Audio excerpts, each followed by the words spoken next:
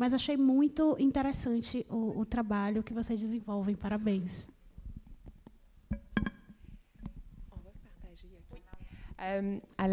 Merci beaucoup pour cette question. C'est une question qui est extrêmement pertinente pour un organisme naissant.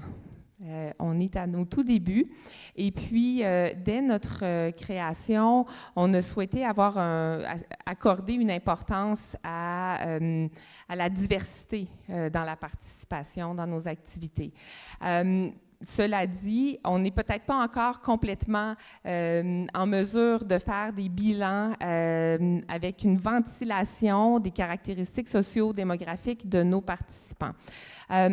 L'aéroport, lorsqu'on l'a fait, on a travaillé avec un échantillon, d'une part, un échantillon stratifié de la population. On a travaillé notamment avec une maison de sondage pour faire un échantillonnage représentatif de l'ensemble des caractéristiques de la population de Longueuil. Alors, on avait cette représentativité sur le territoire qui était correspondante à peu près aux données sociodémographiques.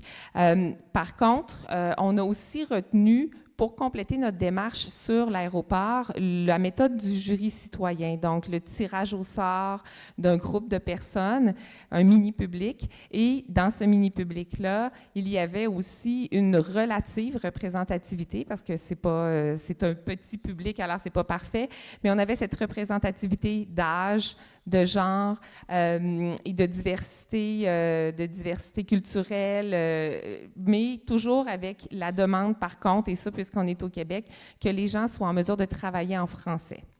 Alors, ça peut parfois discriminé parce qu'il y a certaines communautés, comme sur le territoire de Longueuil, il y a certaines, ou tout près de Longueuil, il y a des communautés asiatiques où peu de gens parlent français.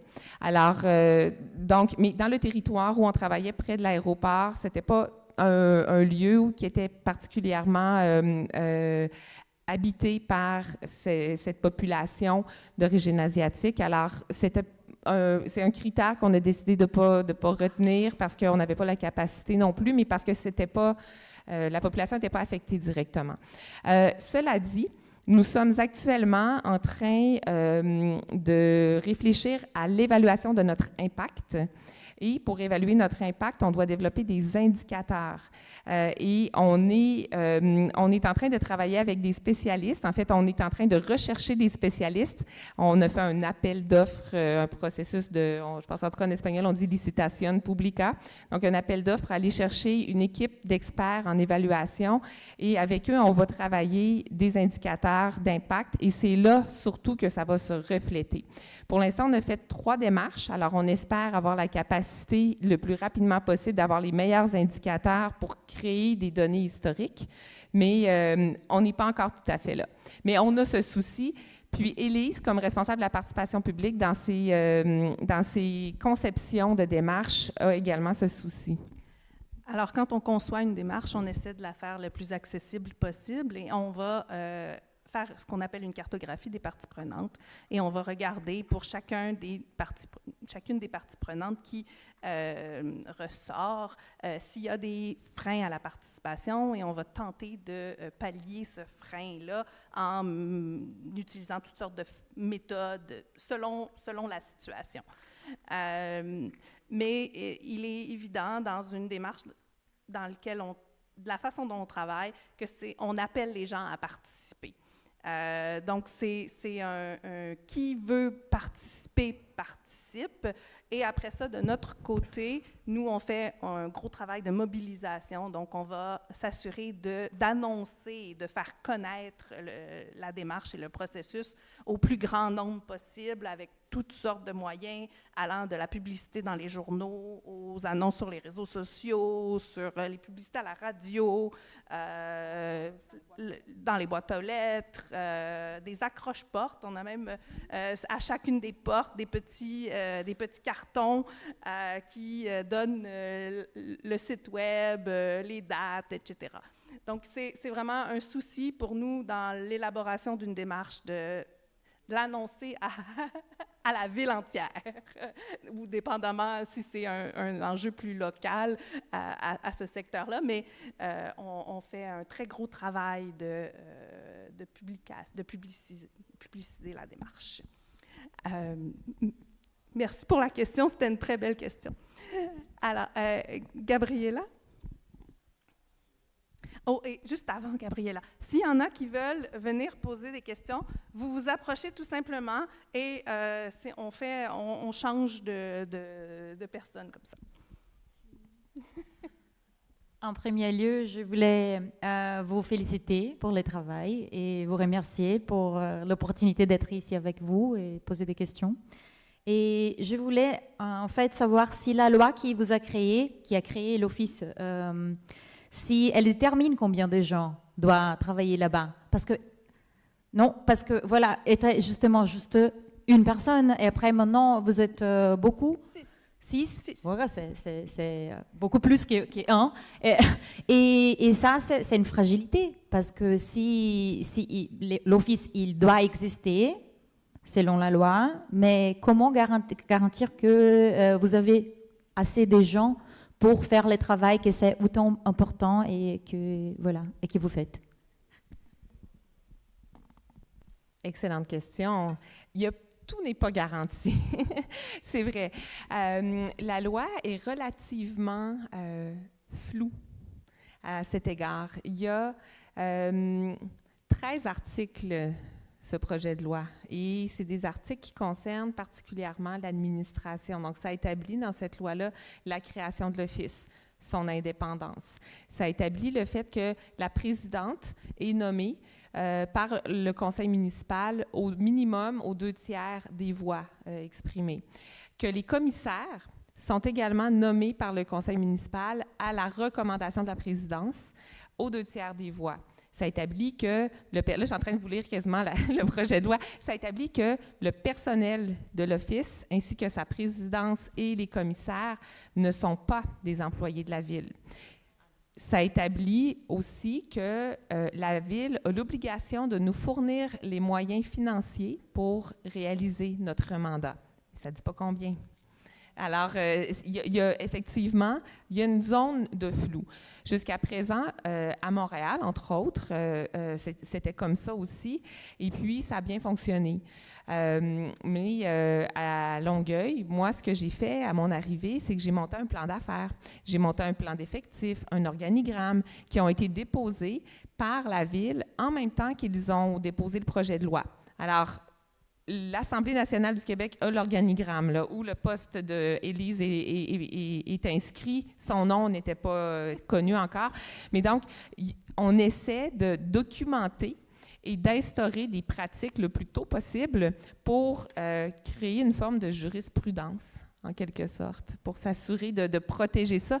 Mais effectivement, il n'y en a pas de garantie. Alors, la seule garantie, c'est de bien faire notre travail, de démontrer qu'on est utile, constructif, productif et qu'on est accueillant aussi pour la population. Et je pense que c'est comme ça que ça va devenir une évidence pour le conseil municipal. Jusqu'à présent, le conseil qui nous a créés, évidemment, il souhaitait notre création. Alors, il va collaborer. Il est toujours là, c'est un nouveau conseil municipal qui s'inscrit d'ailleurs dans un renouveau municipal au Québec. Il y a eu, aux dernières élections municipales en 2021, une grande vague de changements dans les villes, un changement générationnel. La mairesse de Longueuil a été élue, elle avait 29 ans. Alors, c'est pour vous dire, non seulement il y a beaucoup de femmes qui sont apparues, mais des jeunes, c'est extraordinaire. Et puis, on voit que ces jeunes-là ont une attitude différente par rapport à leur rôle. Ils veulent préparer les villes, affronter les grands défis, les défis, notamment le logement, qui est un enjeu extrêmement grave actuellement au Québec. Il n'y a pas de logement. Il y a beaucoup de gens il y a une grave crise de logement. Ça peut être surprenant de penser que des villes comme Montréal, mais même d'autres villes à l'extérieur de Montréal, à l'échelle de la province du Québec, des problèmes de logement, puis de salubrité, mais de dignité humaine associée au logement. Mais oui, ça existe. Et puis, avec un hiver qui s'en vient, c'est particulièrement préoccupant parce que les gens ne peuvent pas rester dans la rue, ils meurent dans la rue. Alors, ils meurent de froid. Alors, ça, c'est un enjeu, mais il y a plein d'autres enjeux. Et les nouveaux élus sont vraiment beaucoup plus assumés, affirmatifs, combatifs sur ces dossiers-là. Et ils vont s'adresser beaucoup plus au gouvernement. Donc, ils sont dans un rapport de force qui est très différent. Et notre création participe un peu de ce mouvement-là. On va espérer que les prochains élus ou les prochains conseils municipaux, parce que ça va changer forcément, on ne sait pas quand, mais ça va changer. Il n'y a aucun maire ou mairesse qui reste jusqu'à la fin des temps. Il y aura un changement un jour. Mais on va espérer à ce moment-là que la démonstration de notre utilité aura été faite et que les suivants vont vouloir nous mandater. Ils ne voudront pas tenter de nous contourner. Mais ça, c'est notre travail de le démontrer. C'est pour ça que vous faites les indicateurs d'impact, justement, pour justifier que le travail est important et tout ça. Donc, félicitations. Il nous reste une dizaine de minutes. Est-ce qu'il y a quelqu'un qui veut prendre la place? Allez, quelqu'un d'autre. Une autre question. Allez. Les sièges sont super confortables. C'est vraiment confortable. Merci. Oh, allez, quelqu'un. Prenez une traduction, une question, on est en un famille, commentaire. Là. On est dans famille, notre regardez, salon. Elle a envie, là, c'est clair. Oh, allez, quelqu'un. Allez. Bon, alors, Julie. Oui. Oh, Ben, oui. Bienvenue. Merci beaucoup. Vou falar em português, então, melhor. Meu francês não vai além disso. Eu já tive 2 vezes no Quebec, minha família é apaixonada pelo Canadá, eu, meu marido, meu filho, adoramos, visitamos Longueuil.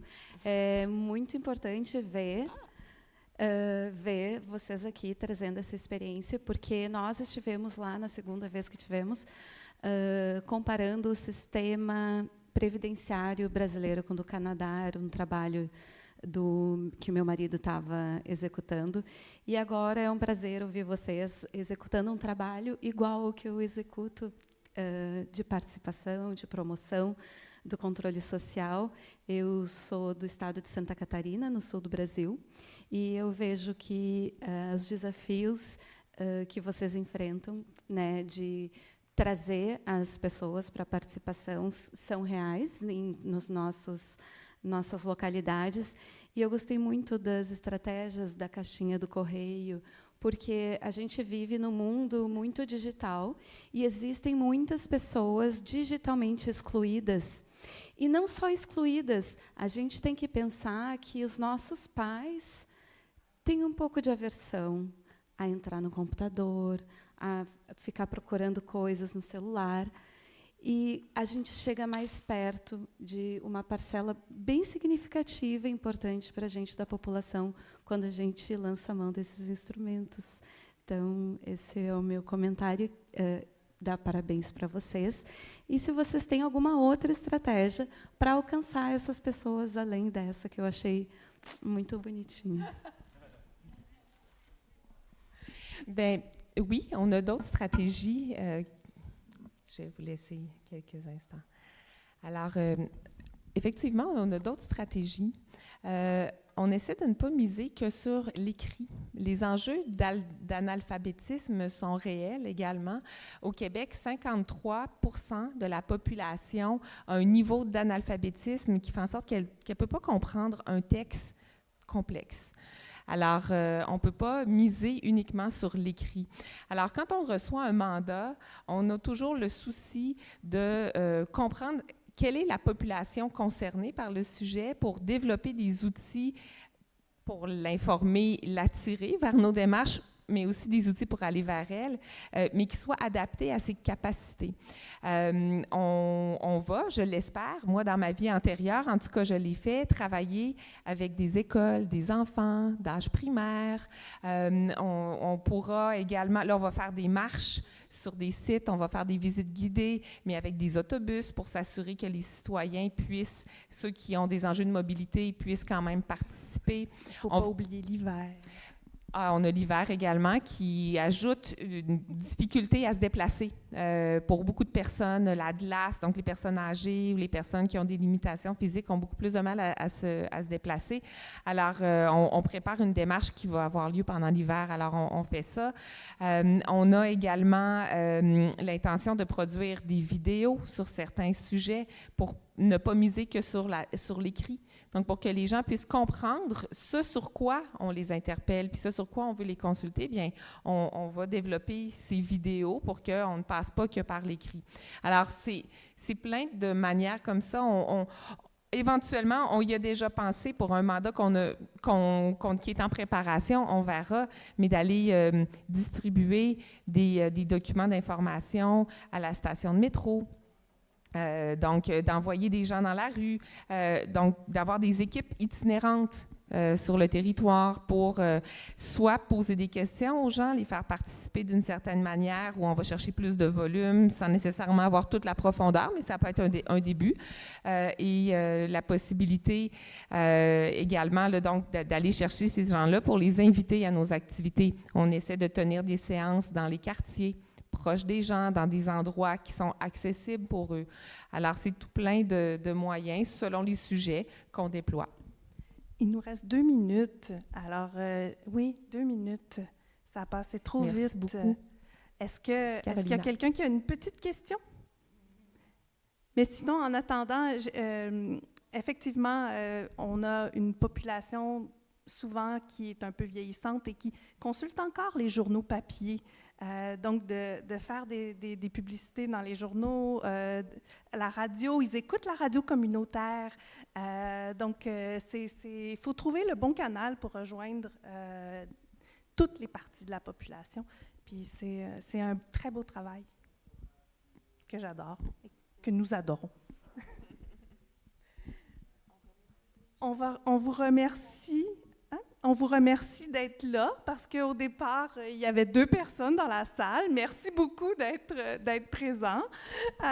Puis, bonne fin de conférence en espérant vous voir au cocktail plus tard.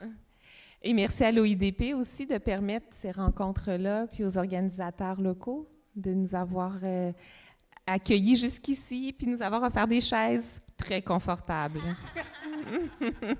Merci aussi. À vous.